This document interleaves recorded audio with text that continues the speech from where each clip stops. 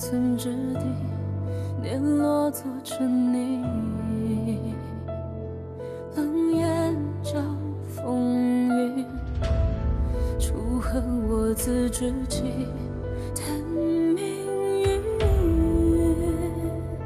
只见众生如云，黄沙淘尽。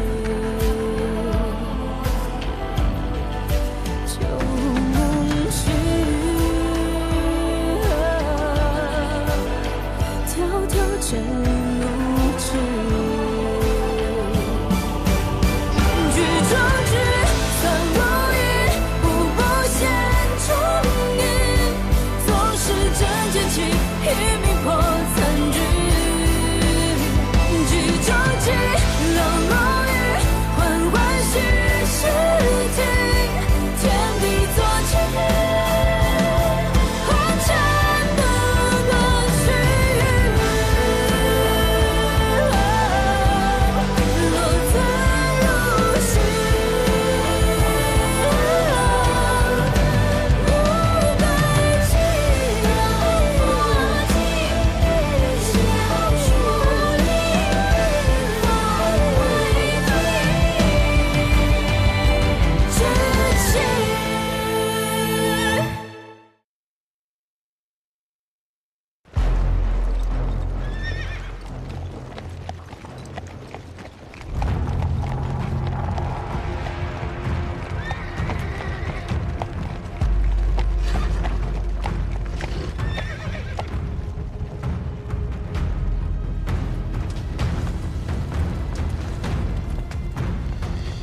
世子，洛城距离楚都已不足100里。当地的世家大族限期3日之内前来拜访，我会应允他们，此城池交由他们的子侄来管理。当然，拒绝听命的，你知道该怎么做。世子放心，宁先生已经给了沿途世家的名单，保证他们一个也跑不掉。前方还有多少兵马？郡中有将近2万驻兵，楚都也正出兵驰援，但并不足畏惧。若他们反抗，便一战击溃。 就可以长驱直入楚都。另外，还有几件事。说，长公主孤身入萧南王府，以世子性命，要挟王爷退兵。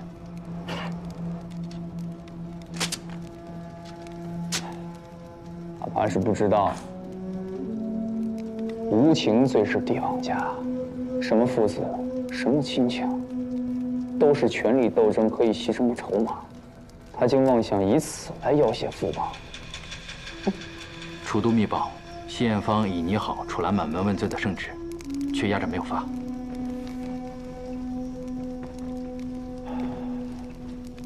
好一个无情无义的谢三公子啊！阿昭怕是信错了人。楚灵一死，便立刻拿楚家祭旗啊！另外，我还有一事。哦，楚兰一家失踪了。 好了，那正好。若是楚兰尚留在楚都，我们反被掣肘。哼！不过靠楚兰那个草包自己能逃离楚都，定是楚昭暗中安排。那我们这个筹码拿在我们手中最好。传令，封锁所有要道，务必抓住楚兰一家。 是。大人，萧南王的兵马离楚都不足100里，途中的百姓盲目加入，恐生事端。之前派出去给萧巡宣旨的大人呢？那位大人至今杳无音讯。谢艳芳猜的没错，传令信兵是假。看来萧巡要借此事硬闯楚都逼宫了。 萧巡沿途散播谣言，声称奉诏进京擒王，他分明是借机煽动民意，蛊惑人心呐！最怕的就是这，都城中的百姓也被其蛊惑。太傅大人应早做打算，倘若任其继续蛊惑民心，大人，大人。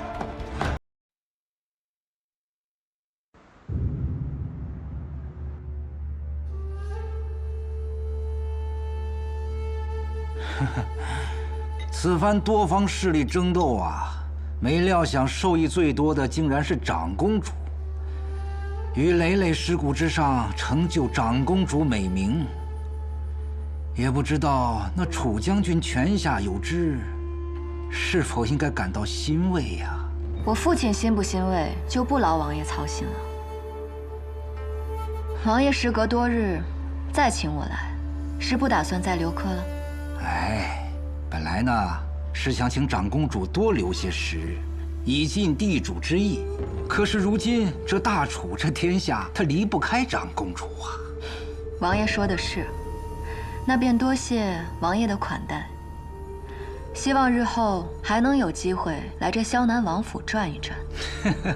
长公主莫不是忘了？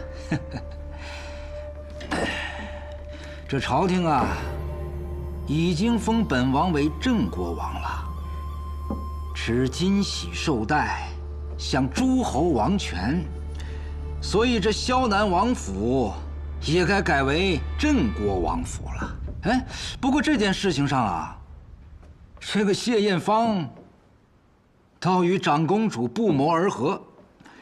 说来也有趣，这谢三公子10岁的时候，博弈之术便冠绝天下，故意输了50手，就为了最后一招屠龙，以区区残骑杀得他恩师是片甲不留啊！彼时的一桩奇谈，可是传遍了整个的大楚。哎，谢小将军，你没有跟长公主说过吗？你兄长最厉害之处，就是让所有人都以为自己才是掌控棋局之人。看似你我相争，其实人家谢家才是执棋者。王爷今日话多，莫不是舍不得本宫走？哎，谢小将军，你的兄长现在在楚都，莫不是？我不是谢家之人，我也没有兄长。看本王这记性，差点给忘了。当年谢小将军是连族谱都进不了的，同父异母的兄弟，一个在太极殿挥斥方遒，另外一个在边塞茹毛饮血，人生截然不同，当真有趣啊！王爷慎言。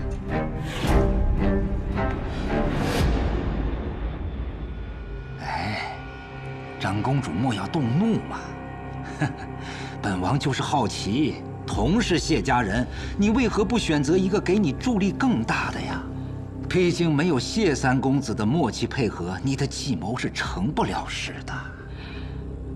不劳郑国王操心，本宫祝王爷身体康健。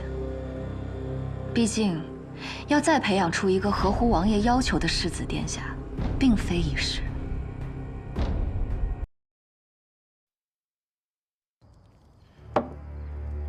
长公主此番能顺利与萧南王议和，全赖太傅那道圣旨。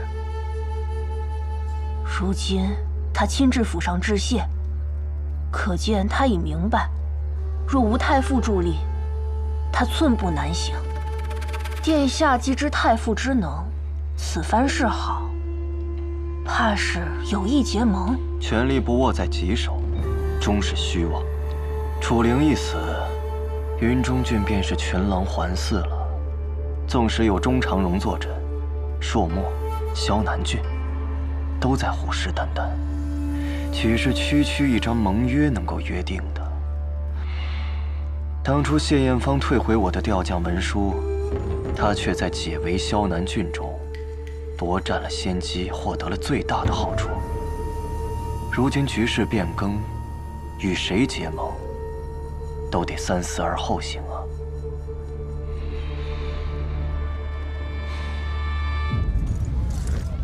长公主真是带坏了楚都贵女们，让几位女子抛头露面，还要搞什么楚人文会，真是可笑至极。哪位正经的读书人会去啊？景公子说话可真有意思。只许你们男子吟诗作对，就不许我们女子办文会了？莫不是怕被我们小小闺阁女子比下去不成？你竟口出狂言！景公子，我们办文会是为了有志之士可一展才学，而不是像你和你这些同窗一样只有无能之辈才会在背后诋毁他人。才学的事儿，你偷不来也抢不走。你在这说大话没用。好，那今日不妨我们就来比比，让大家都来看看，你到底是不是读书人。好啊！但若你输了，便不得再对我们文会有所诋毁，更不许阻拦别人参加。比就比，小小女娘如此猖狂，那棋艺、书艺以及才艺，还请景公子不吝赐教。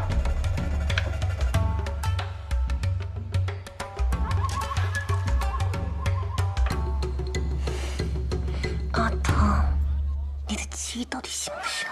之前同阿江姐姐学过些许，对付她足够了吧？你跟女子学的能学到什么？啊？